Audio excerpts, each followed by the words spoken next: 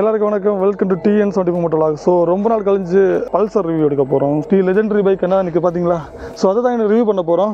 So பல்சரை பற்றி சொல்லணும்னா ஒரு சக்ஸஸ்ஃபுல் ஒரு மாடல்னு சொல்லலாம் பஜாஜில்.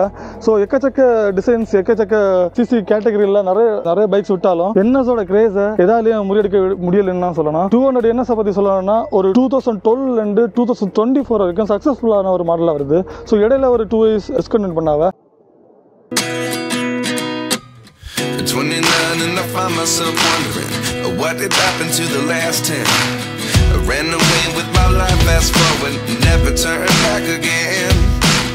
It's kind of funny that the more we pass time, the more we need to set them rewind. என்னடா நீங்க ரிலான்ச் பண்ணீங்க, அவர் அப்கிரேட் பண்ணியிருப்பி, இன்னும் கொஞ்சம் நல்லா இருந்திருக்கும் அப்படின்னு சொல்லிட்டு நிறைய பேர் ஃபீட்பேக் கொடுத்துட்டே இருந்தாங்க. ஸோ அந்த ஃபீட்பேக்கை நிறைவேற்றுற மாதிரி அப்டேட் பண்ணியிருக்காங்க. ஃபைனலாக நம்மக்கிட்ட இந்த NS200 தி லெஜெண்டரி பைக் நம்மக்கிட்ட இருக்குது. ஸோ பல்சர்னு சொன்னாலே பசங்கள் மத்தியில் கொஞ்சம் ஒரு நல்ல ஒரு கிரேஸாக இருக்கும். அது மாதிரி ஸ்டண்ட் ரைடர்ஸாக இருக்கட்டும் சரி, ரைடர்ஸாக இருக்கட்டும் சரி, ஸோ அவங்களுக்கு எல்லாமே இந்த வண்டிக்கு மேலே ஒரு சின்ன ஒரு கிரேஸ் உண்டு. டிவியில் ஆட்ஸ் எல்லாம் பார்த்துருப்பீங்க, இந்த வீலி பண்ணுறது, ஸ்டாப்பி பண்ணுறது மோஸ்ட்லி இந்த பல்சர் 200 NSல தான் பண்ணுவாங்க. ஸோ அதனாலே நிறைய பேருக்கு இதுக்கு மேலே பயங்கரமான ஒரு கிரேஸ் இருக்குது. இது ஒரு அப்டேட் வெர்ஷனாக இப்போ விட்டுருக்காவ. BS6ல 2.0ன்னு சொல்லிட்டு ஒரு அப்டேட் வெர்ஷன் விட்டுருக்காவ.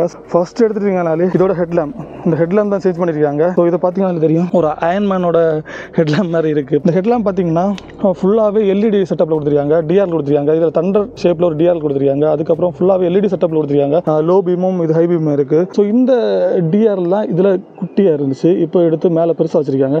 இதை கொஞ்சம் இன்னும் ஷார்ட்டாக வச்சிருப்பீங்க, இன்னும் கொஞ்சம் நல்லா இருந்திருக்கும். இண்டிகேட்டரும் LEDயில் கொடுத்துருக்காங்க. இதை நீங்கள் எங்கே பார்த்துருப்பீங்கன்னு பார்த்தீங்கன்னா RS200ல பார்த்துருப்பீங்க, அதுக்கப்புறம் டாமினாரில் பார்த்துருப்பீங்க, KTM சீரீஸ்ல எல்லாம் பார்த்துருப்பீங்க.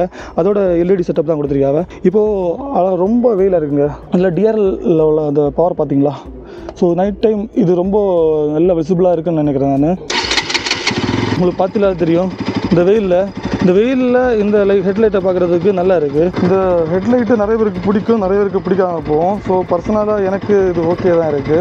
என்ன அப்படின்னு கேட்டிங்கன்னா, நிறைய பேர் அப்டேட் கேட்பாங்க, கேட்டுட்டு அப்டேட் கொடுத்த அப்புறம் அவங்களுக்கு அது போதாது, இன்னும் எதிர்பார்ப்பாங்க. ஸோ அது ஒரு ஹியூமன் நேச்சர்னு சொல்லலாம். எப்படி நான் சொல்கிறேன் அப்படின்னு கேட்டிங்கன்னா, கிட்ட ஒரு 10 ரூபா இருக்குன்னு வச்சுக்கோங்க, நமக்கு 20 ரூபாய்க்கு ஆசைப்படுவோம். அதே மாதிரி தான்.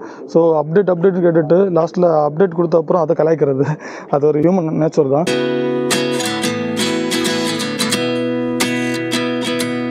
ஸோ அதுக்கப்புறம் பார்த்தீங்கன்னா கிராஃபிக்ஸ் சுத்தமாக ஃபுல்லாகவே சேஞ்ச் பண்ணியிருக்காங்க. ஸோ இது ஒரு கிளாசி கலர், இது மேட் ஃபினிஷ் கிடையாது, ஒரு கிளாசி கலரில் இருக்குது. நம்மகிட்ட ரெட் கலர் தாங்க கைஸ். ஃப்ரண்ட் செட்டப்லேருந்தே வருவோம். இதில் USD ஃபோர்க் கொடுத்துருக்காங்க. ஸோ இது ஒரு கோல்டன் கலரில் கொடுத்துருப்பீங்க, இன்னும் நல்லா இருந்திருக்கும். பார்க்குறதுக்கு ஒரு சின்ன ஃபோர்க்காக இருக்குது, ரொம்ப பெரிய ஃபோர்க்கெல்லாம் கிடையாது. இப்போ நீங்கள் KTM சீரிஸில் எடுத்துக்கிங்கனாலே ஒரு பெரிய ஃபோர்க்காக இருக்கும், இது ஒரு சின்ன ஃபோர்க் தாங்க. ஸோ அதுக்கப்புறம் பார்த்தீங்கன்னா டயர் சைஸை பார்த்தீங்கன்னா ஃப்ரண்ட்டில் 100/80 செக்ஷன் டயர் கொடுத்துருக்காங்க, 17 inches. பேக்கில் பார்த்தீங்கன்னா 130 செக்ஷன் டயர் கொடுத்துருக்காங்க, 130/17 inches. 2012 அண்டு 2024 வரைக்கும் இந்த டயர் சைஸில் எதுவுமே அவங்க சேஞ்சஸ் பண்ணவே இல்லை. ஸோ லுக் வைஸ் பார்க்குறதுக்கும் அப்படி தான், எதுவுமே பெருசாக சேஞ்சஸ் பண்ணல. ஸோ கலர் வைஸ் தான் மாற்றிட்டு இருக்காங்க. ஸோ பல்சர் சீரிஸ் எடுத்துட்டாலே அவங்க அப்டேட்டின் பேரில் கலர் சேஞ்சஸ் மட்டும் இல்லைன்னா ஸ்டிக்கர் சேஞ்சஸ் மட்டும் தான் கொடுத்துட்டு இருந்தாங்க. ஸோ இந்த வண்டியிலையும் அதே மாதிரி தான், ஒரு 2 சேஞ்சஸ் தான் கொடுத்துருக்காங்க. இன்னொன்று LED ஹெட்லைட், அதுக்கப்புறம் ஸ்பீடோமீட்டர் கன்சோல், ப்ளூடூத் கனெக்டிவிட்டிலாம் அதில் இருக்குது. ஸோ அதெல்லாம் நம்ம லாஸ்ட்டில் பார்த்துப்போம். இதில் 100 எக்ஸ்ட்ராஸ் கொடுத்துருக்காங்க. இதில் ஒரு அப்டேட்டே கிடையாது.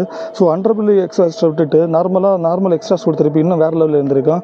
ஸோ அதுக்கப்புறம் கிரவுண்ட் கிளியரன்ஸ் பார்த்தீங்கன்னா 150 mm கிரவுண்ட் கிளியரன்ஸ் கொடுத்துருக்காங்க. அதுக்கப்புறம் இந்த சீட்டிங் பொசிஷனும் சரி அதே தாங்க. இதில் ஒரு சேஞ்சஸும் கிடையாது. நீங்கள் ஃபியூல் டேங்கை பார்த்தீங்கன்னா 12 liters ஃபியூல் டேங்க் கொடுத்துருக்காங்க. ஸோ இதோட மைலேஜ் பார்த்தீங்கன்னா 35 to 40 கிடைக்கும்னு சொல்லி மென்ஷன் பண்ணியிருக்காங்க. சிட்டி சைட்லையும் சரி, ஹைவே போகிறப்போ சரி.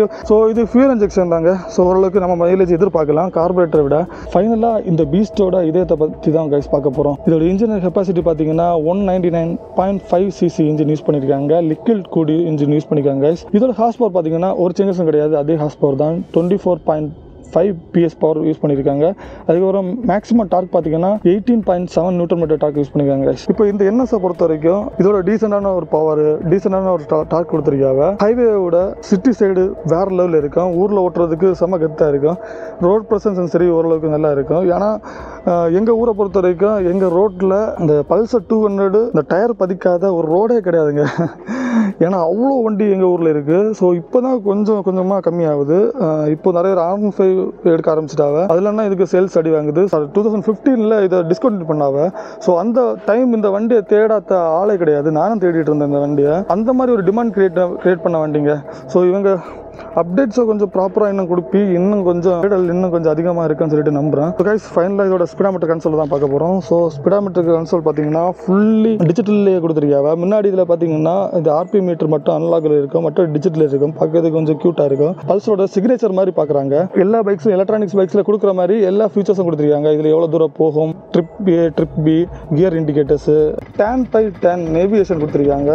ஸோ இது எப்படின்னு கேட்டிங்கன்னா இப்போ பஜாஜில் கனெக்டட் ஆப்னு சொல்லிட்டு பஜாஜ் கனெக்டட் ஆப்னு சொல்லிட்டு ஒரு ஆப் கொடுத்துருக்காங்க. அதில் நீங்கள் ஃபோனை கனெக்ட் பண்ணிவிட்டு இதில் கனெக்ட் பண்ணிக்கலாம். இதில் யூஎஸ்பி சார்ஜர் கொடுத்துருக்காங்க. அதில் C type normal USB type தான் கொடுத்துருக்காங்க. பார்த்தீங்களா இல்லை தெரியும், சி டைப் கிடையாது. ஸோ இது சுவிச்சஸை பார்த்தீங்கன்னா நார்மலாக அதில் கொடுக்குற சுவிச்சஸ் தான் இருக்குங்க. நார்மலாக நீங்கள் என்எஸில் பார்க்குற சுவிச்சஸ் தான் இருக்குது.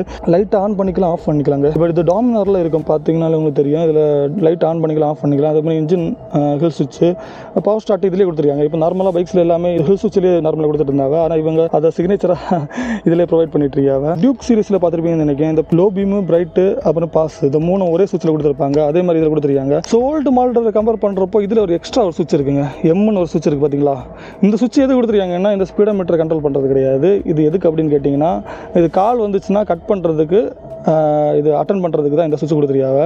அதுக்கப்புறம் இண்டிகேட்டர் சுவிட்ச், ஹார்ன் சுவிட்ச் நார்மலாக இங்கே என்எஸில் பார்க்குறத பார்க்கலாம். இங்கே Life lessons come one in a dozen, the other 11 get something from nothing.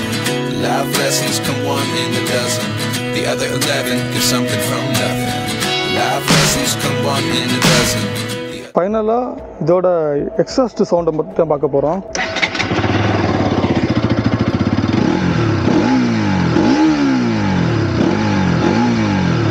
So exhaust சவுண்டை பற்றி பார்த்துருப்பீங்க. ஸோ கைஸ் செம்ம க்யூட்டான ஒரு எக்ஸாஸ்ட் சவுண்டு. ஸோ ஒரு 200 கேட்டகரியில் இந்த ஒரு சவுண்டை நீங்கள் எதிர்பார்க்க முடியாது. டியூக் 200 BS3யில் இது ஒரு நல்ல ஒரு சவுண்ட் இருந்துச்சு. அதுக்கப்புறம் 200 கேட்டகரியில் இந்த ஒரு சவுண்டு தான் பெஸ்ட்டான ஒரு சவுண்டுன்னு சொல்லலாம். அந்த ஒரு BS3 டியூக்கோட சவுண்டு லைட்டாக ஒரு இதில் மிக்ஸ் ஆகுதுன்னு சொல்லலாம். ஸோ அவ்வளோ அழகான ஒரு க்யூட்டான சவுண்டு இருக்குது கைஸ். இதோட கீயை பார்த்தீங்கன்னா நார்மலாக முன்னாடி கொடுத்த கீ தாங்க. ஸோ இதில் பல்சர் எழுதிருக்கு. ப்ரோ இது ஒரிஜினல் கீ தானே? நார்மல் கீ தாங்க. முன்னாடி எப்படி கொடுத்துட்டாங்க 2012 எப்படி கொடுத்தாங்களோ அதே கீ தாங்க. ஸோ இதில் பல்சர்னு சொல்லிட்டு மென்ஷன் பண்ணியிருக்காங்க. ஸோ கைஸ் ஃபைனலாக இந்த வண்டியோட ப்ரைஸை பார்த்தீங்கன்னா 2 lakhs வருது. ஸோ 2 lakhs இந்த வண்டி ஒர்த்தான்னு சொல்லிட்டு கமெண்ட் பண்ணுங்கள். ஸோ என்ன பொறுத்த வரைக்கும் ஒரு ஸ்ட்ரீட் பைக் இப்போ ஊருக்குள்ளே ஓட்டுறீங்கன்னா இந்த பைக்கு கண்டிப்பாக ஒர்த்தாங்க. இந்த வீடியோட எண்டுக்கு வந்துட்டோம். ஸோ இதே மாதிரி ஆட்டோமொபைல் கண்டென்ட்லாம் நீங்கள் பார்க்கணுன்னா கண்டிப்பாக சேனல் சப்ஸ்கிரைப் பண்ணுங்கள் கைஸ். நெக்ஸ்ட் வீடியோ சந்திப்போம். டாடா பாய் பாய்.